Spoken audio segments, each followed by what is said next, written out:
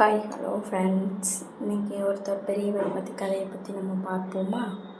ஒரு 70 வயசு முதியவர் இருந்தார். கிழிந்த சட்டை, நிறைய முடி, கையில் ஒரு பழைய தட்டு வச்சு உட்காந்துருந்தார். இதை பார்த்தோன்னே ஒரு சிலர் காசு போட்டு போனாங்களாம்.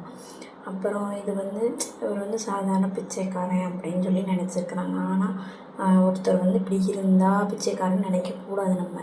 அவருக்கு இன்னும் நிறைய ரகசியம் இருக்குது. அது ஒரு மாதிரி போகிற மாணவன் அவரை பார்த்துருக்கான். பார்க்கும்போது போய் அவர் புத்தகம், இந்த பழைய நோட்டு இதெல்லாம் வச்சு கையில் வச்சு உட்காந்துருந்ததை பார்த்தோன்னே பேர் அதிர்ச்சியில் அப்படியே உறைஞ்சி போய் நின்றுருக்கான்.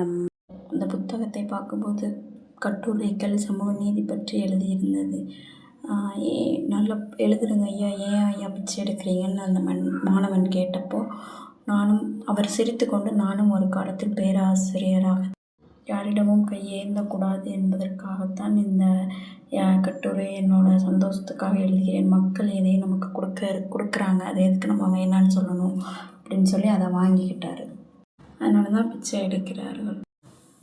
பிச்சை எடுப்பது பணத்திற்காக மட்டுமல்ல. இங்கு வரும் ஒவ்வொரு மனிதர்களும் கருணை, அறிவு, கோபம் எல்லாத்துலேயும் நான் பார்த்துட்ருக்கேன். இந்த பணத்தை பக்கத்தில் காணாத ஆசிரமத்தில் உள்ள குழந்தைங்களுக்கு போய் பால் வாங்குறதுக்கு, பிஸ்கட் வாங்குறதுக்கு இவர் வாங்கி காசு கொடுத்துருவார், இல்லை வாங்கி கொடுத்துருவார்.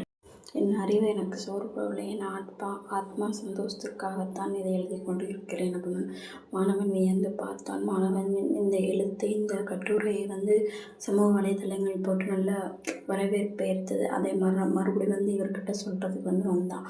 ஆனால் இவர் அந்த சொல்ல வரும்போது அது அவர் இல்லை. இப்போ எங்கே போயிட்டான்னு விசாரிக்கும் போது பக்கத்தில் ஆஸ்மால் அந்த சிறு குழந்தைங்களுக்கு பாடம் சொல்லிக் கொடுக்க போயிட்டார் அப்படின்னு சொல்லிட்டாங்க. அப்போ இந்த கதையில் நம்ம புரியுதுன்னு, ஒருவர் உருவத்தை வைத்து அவர் எடை போடக்கூடாது. அன்னைக்கு மேலே இருக்கிறவங்க கீழே வரலாம், இன்றைக்கி கீழே இருக்கிறவங்க நாளைக்கு மேலே போகலாம். அதுதான் அந்த கதையில் சொல்ல வர்றது. இதே மாதிரி நல்ல வீடியோக்கள் நாளைக்கு நல்லா வரும். ஃபாலோ பண்ணி வச்சுக்கோங்க. என்ன மாதிரி வீடியோக்கள் வரணுங்கிறதையும் சொல்லுங்கள். இது நல்லா வியூஸ் போச்சுன்னா என்னோடய ஓன் ஸ்டோரியையும் நான் இதில் போடலான்னு இருக்கிறேன். உங்களோட ஸ்டோரி போடலான்னு சொல்லுங்கள். கமெண்ட் பண்ணுங்கள், லைக் பண்ணுங்கள், ஷேர் பண்ணுங்கள். தேங்க்யூ.